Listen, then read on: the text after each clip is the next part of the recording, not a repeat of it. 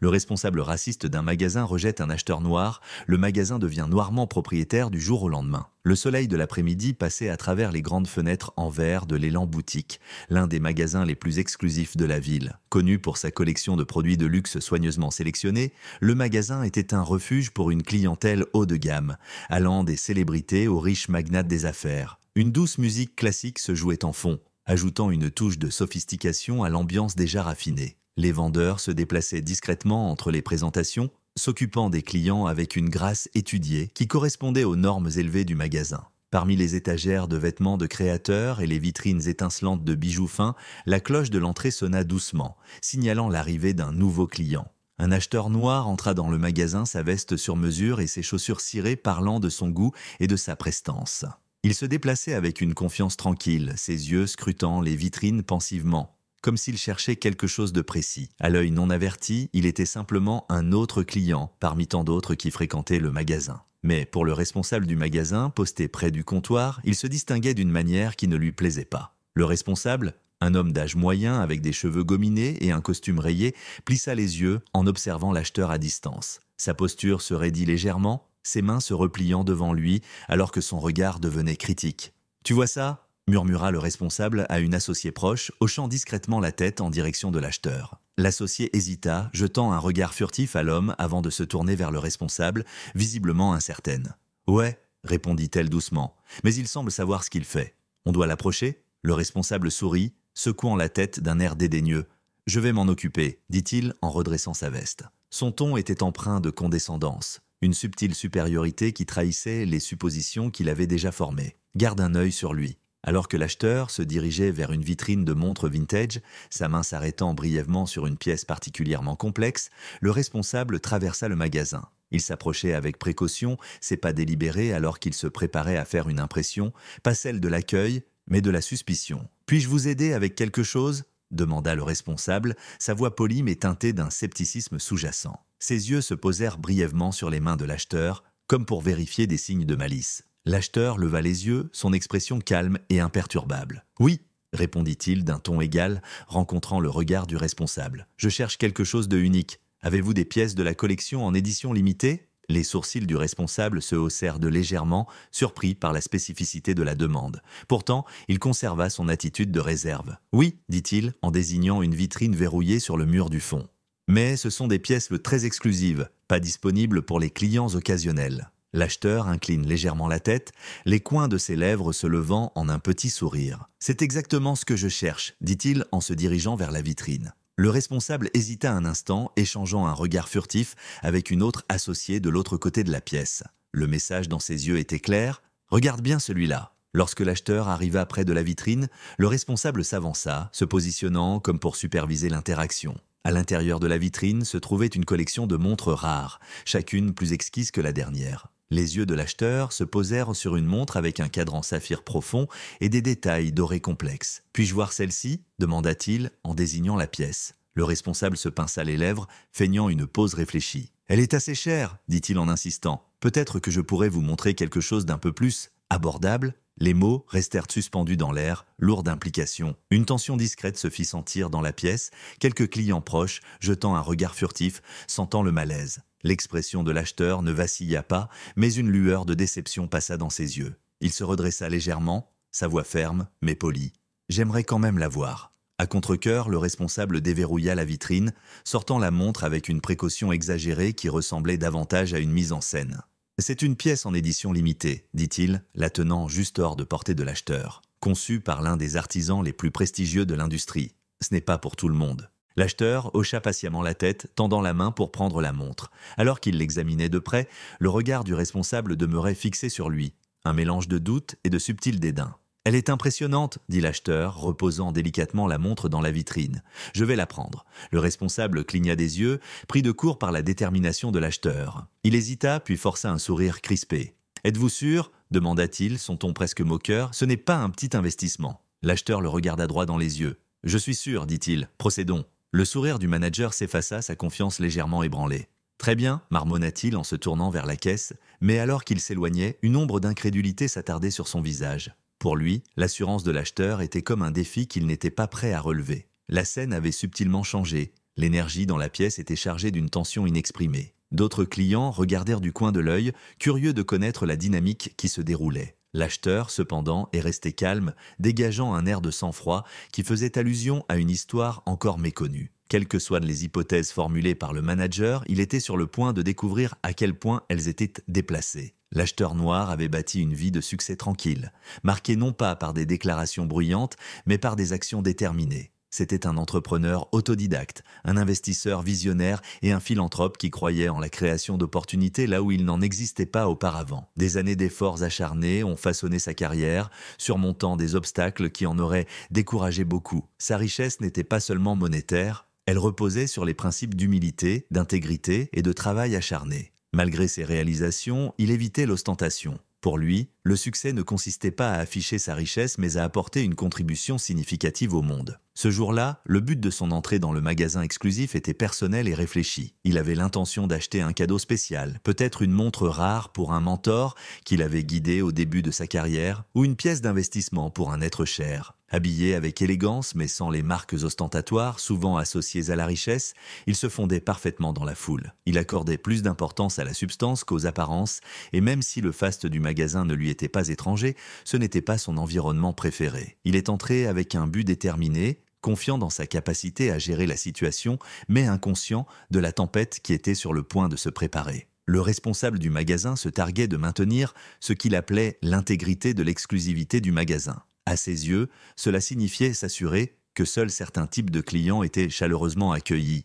ceux qui correspondaient à un modèle préconçu de richesse et de statut. Ces préjugés, profondément ancrés et rarement remis en question, teintaient sa perception de tous ceux qui franchissèrent la porte. Pour lui, le magasin était bien plus qu'un simple lieu de travail, c'était une forteresse de prestige, un bastion de la haute société où il se voyait comme le gardien des lieux. Il se vantait souvent auprès de ses collègues de sa capacité à lire les gens, prenant des décisions rapides basées sur les apparences. Il considérait cela comme une compétence, sans reconnaître l'arrogance et les préjugés qui en découlaient. Lorsque l'acheteur noir entra dans le magasin ce jour-là, le regard du responsable se posa presque immédiatement sur lui. Son costume impeccable et son attitude calme ne furent pas perçus comme des signes de succès par le responsable. Au contraire, ils éveillèrent un sentiment de méfiance.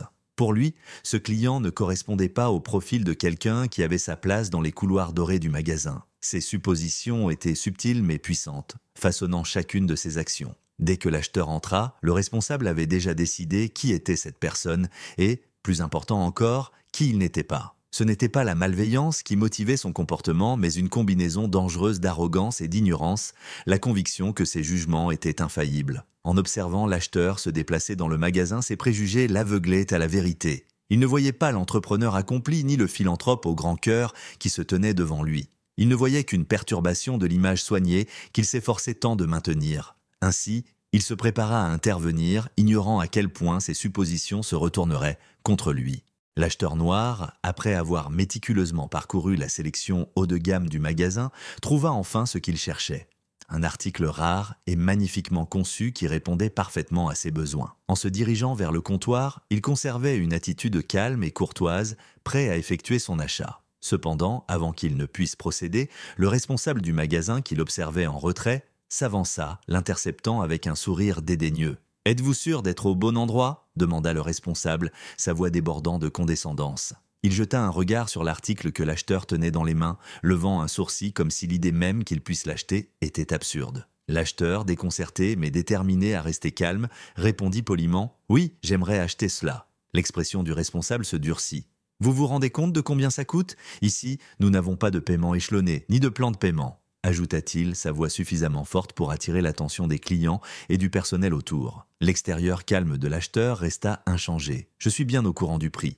J'aimerais procéder à mon achat maintenant. » Au lieu de reconnaître leur professionnalisme, le responsable escalada la situation. « Nous avons déjà eu des problèmes avec des situations comme celle-ci. Il serait peut-être préférable que vous alliez faire vos courses ailleurs, dit-il, ces mots à peine masquant le racisme évident dans ses suppositions. L'échange devint de plus en plus tendu, le responsable continuant à remettre en question la capacité de l'acheteur à payer, insinuant qu'il n'avait pas sa place dans le magasin. Les tentatives de l'acheteur pour affirmer son droit à faire ses achats furent accueillies par de nouvelles humiliations. La scène attira l'attention des autres clients et du personnel. Tandis que certains observaient mal à l'aise, ne sachant pas comment intervenir, d'autres filmaient discrètement l'incident sur leur téléphone, reconnaissant le préjugé manifeste en jeu. Humilié mais refusant de laisser sa dignité vaciller, l'acheteur posa doucement l'article sur le comptoir. « Merci de m'avoir fait comprendre comment vous gérez votre établissement », dit-il, sa voix calme et contrôlée. Sans un mot de plus, il tourna les talons et sortit du magasin la tête haute.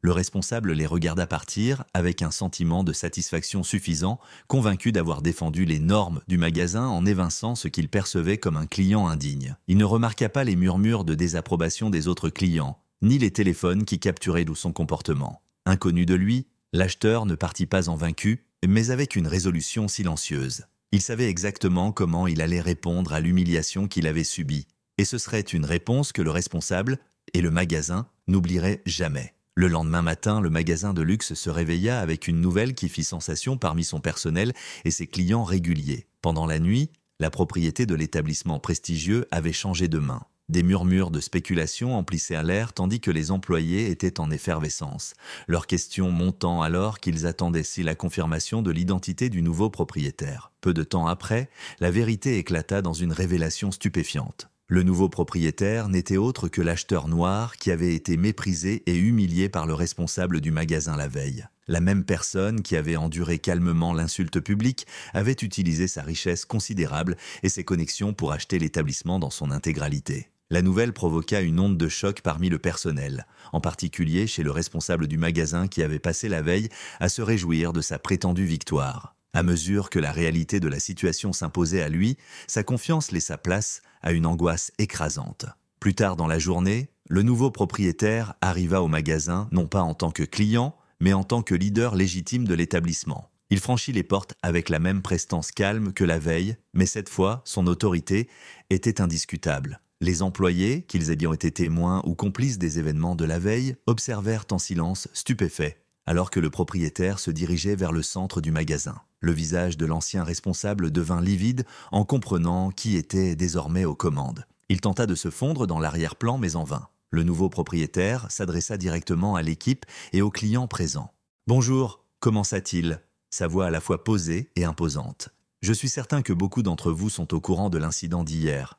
Je suis entré dans ce magasin en tant que client avec l'intention d'y faire un achat, mais au lieu de cela, j'ai été confronté à quelque chose d'inacceptable, des préjugés et un profond manque de respect. » Un silence pesant s'installa. Le regard du propriétaire balaya la pièce avant de se poser un instant sur le responsable du magasin dont l'inconfort était manifeste. « Cet établissement est désormais sous une nouvelle direction, poursuivit-il, et je vous assure que, dorénavant, ce magasin sera un lieu où chaque client sera traité avec la dignité et le respect qu'il mérite, quelle que soit son apparence ou son origine. Il n'y aura plus de place pour les discriminations ici. » Des murmures d'approbation se firent entendre parmi les clients, certains applaudissant même. Pendant ce temps, le responsable du magasin, désormais l'incarnation du regret, n'osait à peine lever les yeux, figé sous le poids de sa propre faute. Ce qui avait commencé comme un acte de discrimination s'était transformé en une leçon d'humilité, un renversement de pouvoir qui annonçait un changement durable. Le nouveau propriétaire ne perdit pas de temps à établir le ton de la transformation du magasin. Se tenant devant l'ensemble du personnel et des clients, il s'adressa directement à l'ancien responsable. « Hier, vous avez fait un choix, commença-t-il, sa voix calme mais empreinte de fermeté. Un choix de traiter un client avec mépris et condescendance, basé uniquement sur des suppositions et des préjugés. Ce choix ne reflète pas seulement votre comportement personnel, il entache également l'image de ce magasin et ce qu'il est censé représenter. Cela prend fin aujourd'hui. » Le responsable, visiblement secoué, ouvrit la bouche comme s'il voulait répondre, mais le poids du moment le réduisit au silence. « À compter de cet instant, vous êtes relevé de vos fonctions, » poursuivit le propriétaire. « Ce magasin ne tolérera ni discrimination ni comportement qui porte atteinte à la dignité des autres. » Des exclamations choquées parcoururent la salle. Certains employés furent surpris, tandis que d'autres semblaient soulagés. Le responsable, autrefois si sûr de lui, apparut soudainement petit et défait alors qu'il rassemblait ses affaires avant de quitter les lieux sous le regard attentif des employés et des clients. Se tournant vers le personnel restant, le propriétaire s'adressa à ceux qui avaient été témoins de l'incident. À ceux qui sont restés silencieux ou ont participé au mauvais traitement, sachez que ceci est votre opportunité de réfléchir et de changer. Désormais, la responsabilité sera une pierre angulaire de notre fonctionnement. Ceux qui ne peuvent s'y conformer n'auront pas leur place ici. En revanche, ceux qui aspirent à créer un environnement plus inclusif et respectueux auront tout mon soutien. Le propriétaire prit également un instant pour féliciter ceux qui avaient fait preuve d'intégrité, que ce soit en offrant un soutien discret aux clients la veille ou en refusant de prendre part au comportement du responsable. Leurs actions, souligna-t-il, représentaient les valeurs que le magasin défendrait désormais. Une fois les responsabilités abordées, le propriétaire exposa sa vision pour l'avenir du magasin. Cet établissement a le potentiel de devenir un symbole d'excellence, non seulement dans les produits que nous vendons, mais aussi dans la manière dont nous traitons nos clients et nos employés. À partir d'aujourd'hui, ce magasin sera un lieu où tout le monde se sentira bienvenu, valorisé et respecté. Il annonça la mise en place d'une formation obligatoire sur la diversité et l'inclusion pour l'ensemble du personnel, afin que chaque employé comprenne l'importance du respect et de l'équité. Il révéla également son intention de diversifier les recrutements pour offrir des opportunités aux groupes sous-représentés dans les secteurs de la vente et de la gestion. Ce magasin ne se contentera pas de refléter la diversité de notre ville, il la célébrera, déclara-t-il. Nous montrerons que succès et équité ne sont pas incompatibles, mais profondément liés. Ce jour-là, un simple magasin de luxe se transforma en un symbole de justice et de renouveau. Un établissement où, désormais, la valeur d'un client ne serait plus jugée par des préjugés, mais par le respect qu'il méritait. La pièce se remplit d'un optimisme prudent alors que le personnel et les clients commençaient à entrevoir le potentiel d'un avenir plus lumineux et plus inclusif sous la nouvelle direction du magasin. La transformation était déjà en marche. Le magasin connut une métamorphose remarquable sous sa nouvelle direction. Là où l'exclusivité servait autrefois de barrière, elle devint un pont, accueillant chaleureusement tous ceux qui franchissaient bien ses portes. Les nouvelles règles mises en place par le propriétaire étaient d'eau claire et non négociables. Chaque client, quel que soit son milieu ou son apparence, devait être traité avec respect et courtoisie. Le personnel suivit une formation rigoureuse, non seulement sur les aspects techniques de la vente, mais aussi sur des valeurs plus profondes, telles que l'inclusivité, l'empathie et la conscience culturelle. Les changements ne tardèrent pas à attirer l'attention et la réputation du magasin dépassa bientôt le simple prestige de ses produits de luxe. Des clients, certains ayant autrefois évité l'établissement en raison de son atmosphère peu accueillante, commencèrent à revenir enthousiastes à l'idée de soutenir cette nouvelle vision. Le bouche à oreille se répandit dans toute la ville.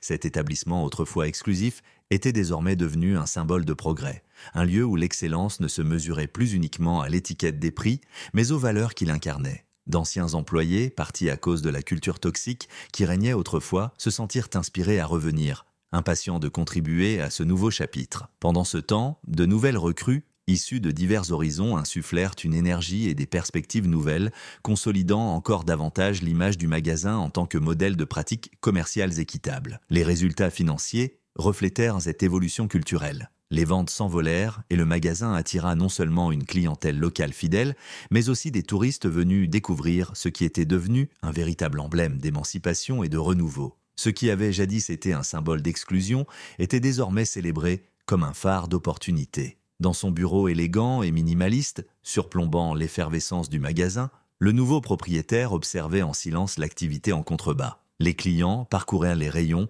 accueillis avec chaleur par des employés dont l'enthousiasme était sincère. Un groupe de collaborateurs s'affairait à conseiller un acheteur, leur travail d'équipe incarnant parfaitement l'esprit de solidarité qui définissait désormais l'environnement de travail. Un léger sourire satisfait se dessina sur le visage du propriétaire. Les souvenirs de la confrontation humiliante qui avait déclenché cette transformation étaient encore présents, mais ils ne portaient de plus la douleur de l'injustice. Au contraire, ils avaient été transformés en une précieuse leçon et une mission inébranlable. Un coup frappé à la porte interrompit ce moment de réflexion. Un employé entra, partageant l'histoire d'un client qui venait de féliciter le magasin pour son inclusivité. Le propriétaire acquiesça d'un signe de tête, secrètement ravi, conscient que chaque petite victoire contribuait à la construction d'un héritage plus grand. Reportant son regard vers l'agitation du magasin, le propriétaire laissa son regard s'attarder sur la scène qui se jouait en bas. Ce lieu, autrefois entaché par les préjugés et l'arrogance, était désormais un témoignage vivant de la résilience et de l'importance de l'action. « Le respect n'est pas un produit que l'on vend », murmura le propriétaire pour lui-même, sa voix empreinte de sagesse durement acquise. C'est ce qui transforme une entreprise en un véritable héritage. Alors que le soleil se couchait sur la ville, projetant une lumière dorée sur le magasin, une chose était claire, cette victoire n'était pas seulement personnelle. C'était un triomphe pour tous ceux qui croyaient en la dignité, la justice et le progrès.